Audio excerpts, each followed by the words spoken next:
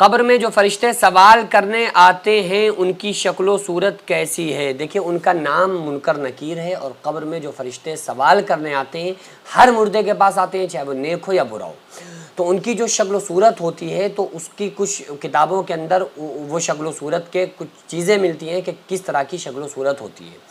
تو اس شکل و صورت کے بارے میں آتا ہے کہ وہ اتنی ہیبت ناک اور ڈراؤنی شکل ہوتی ہے کہ ان کی آنکھیں جو ہوتی ہیں، یہ حدیث اور قرآن کا جو مفہوم ہے نا حدیث کا، وہ میں آپ کو بتا رہا ہوں کہ ان کی آنکھیں جو ہوتی ہیں وہ نکل کر بالکل ان کے سینے پر آئی ہوئی ہوتی ہے، چہرے سے لٹک چکی ہوتی ہیں، اور ان کی آنکھوں سے آگ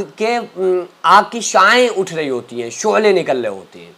اور ان کا جسم جو ہوتا ہے وہ ایک دم سیاہ ہوتا ہے، کالا ہوتا ہے،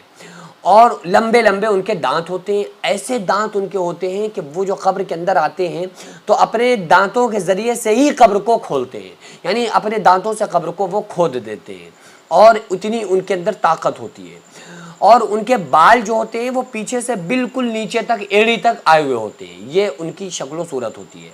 اور جو ملک الموت حضرت اسرائیل علیہ السلام کسی بندے کے روح نکالنے آتے ہیں، ان کی کنڈیشن کے بارے میں آتا ہے کہ یہ اچھے بندے کے پاس دوسری شکل و صورت میں آتے ہیں، اور گناہگار کے پاس دوسری شکل و صورت میں آتے ہیں۔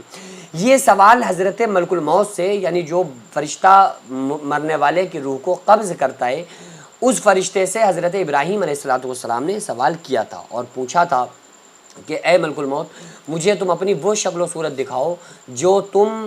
اچھے لوگوں کے پاس، نیک لوگوں کے پاس جب جاتے ہو روح قبض کرنے، تو ان کو کی شکل و صورت میں، ان کے پاس کی شکل و صورت میں جاتے ہو، اس وقت تمہاری شکل کیسی ہوتی ہے؟ تو انہوں نے فرمایا، ملک الموت نے کہا کہ آپ اپنے چہرے کو پھیر لیجئے۔ تو حضرت ابراہیم علیہ السلام نے جب چہرہ پھیرا، تھوڑی دیر کے بعد جب ان کی طرف چہرہ کیا تو اتنی خوبصورت شکل تھی کہ حضرت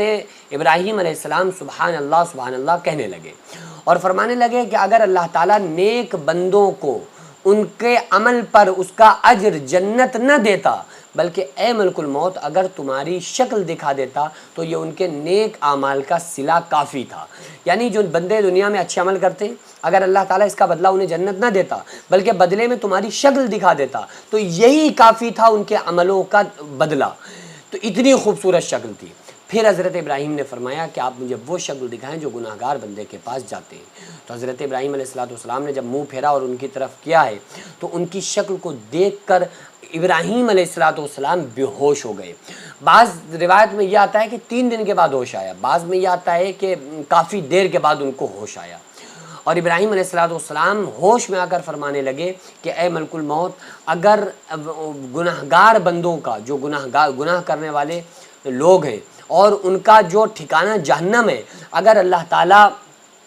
ان کو ان کے گناہوں کا صلہ جہنم نہ دیتا بلکہ اے ملک الموت اگر تمہاری شکل دکھا دیتا اتنی ڈراؤنی اور اتنی خطرناک، تو ان کے گناہوں کی سزا یہ کافی تھا، ان کی سزا میں کافی تھا کہ تمہاری شکل و صورت کو دکھا دیا جاتا۔ اللہ اکبر۔ اب آپ سوچ کر دیکھیے کہ وہ شکل و صورت کتنی خطرناک ہوگی جس کو ابراہیم علیہ السلام جو یہ کہہ رہے ہیں پہلے کہ ہاں مجھے دکھاؤ، یعنی وہ سمجھ بھی پہلے سے رہے ہیں کہ ان کی ڈراؤنی شکل ہوگی، اس کے بعد دیکھ کر بے ہوش ہو رہے ہیں۔ تو آپ سوچ کر دیکھیے کہ اگر خدا نخواستہ ہمارے اعمال خراب ہوئے تو اس شکل کا بھی سامنا کرنا ہے، قبر کا بھی سامنا کرنا ہے، میدان محشر کا بھی سامنا کرنا ہے، پل صراط کا بھی سامنا کرنا ہے۔ اگر عمل خراب ہوئے تو پھر جہنم کا بھی سامنا کرنا ہے، اور اگر ہمارے اعمال اچھے ہوئے تو خوبصورت شکل ملک الموت کی دیکھنا یہی ہمارے لیے بہت بڑی سعادت کی بات ہوگی۔ قبر جنت کے باغوں میں سے ایک باغ بن چکی ہوگی، پل صراط